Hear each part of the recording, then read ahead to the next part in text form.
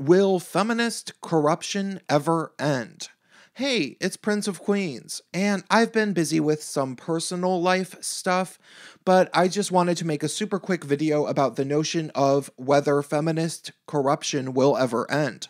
A lot of people ask the question about whether or not feminism will ever end.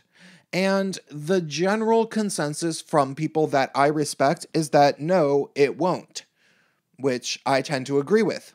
The thing is, in a run-on sentence, feminism will never end because the urge for women to stick together is hardwired into our DNA to propagate the species, due to the fact that more women than men are needed to reproduce.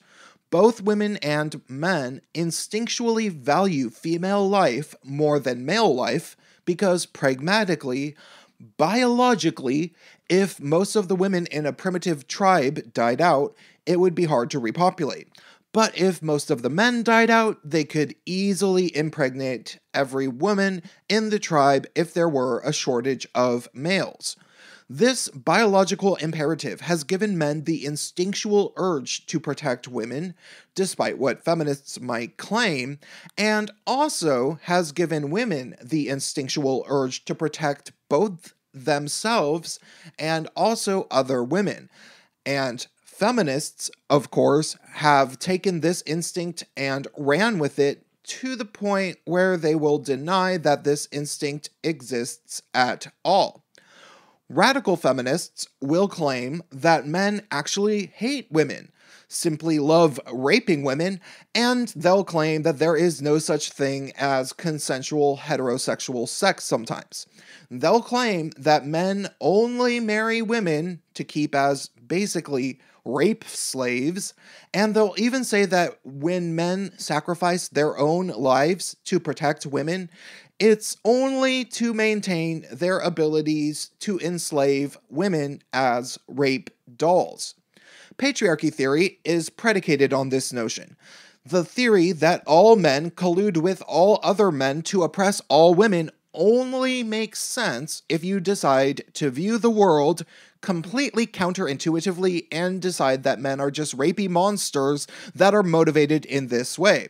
And the reason feminists keep this myth going is because they can often benefit from this myth. Does every woman benefit from these lies about men being spread relentlessly in a broad cultural context the way feminism has made happen?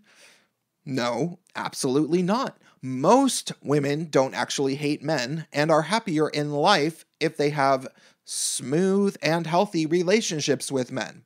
Still, for the women who can't get along with men due to their own issues, we have feminism, which seeks to do exactly what feminists claim that men do to them.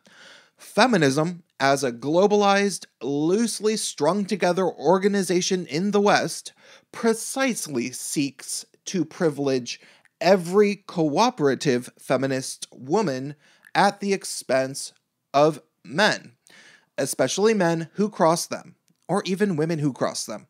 However, this has started to become more than apparent over the years, and the men's rights movement has fought against all of this for decades because they have seen the way that men have been given the short end of the stick over and over.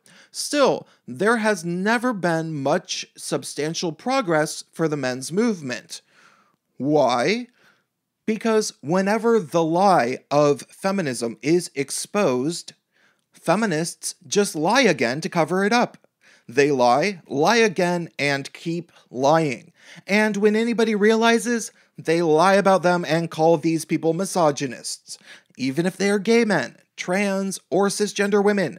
The lies are protected by lies, and because of the fact that every person on planet Earth instinctually sides with women due to their biological urge to protect the females of the tribe, feminists have been able to exploit people easily who want to believe those lies, and use people's instincts against truth and justice to protect the feminist sisterhood.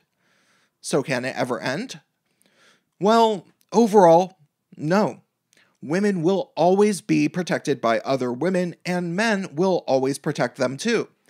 But in terms of feminism incorporated, as we know it now, I think the House of Cards might just be crashing down this decade. Finally, you see, as I have explained on my channel numerous times, we are in the fourth wave of feminism, which many people won't admit to.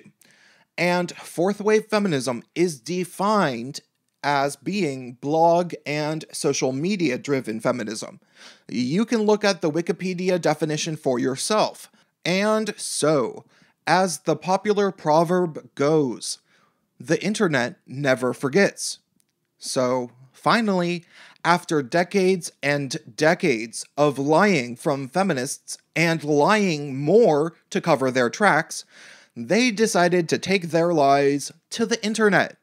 And lo and behold, they can't stop getting caught in all of their lies. So I say this to feminists, especially radical feminists. Keep it up. Keep fucking lying. The citizens of the internet are all watching you. And we never forget. Drop me a comment and stay tuned.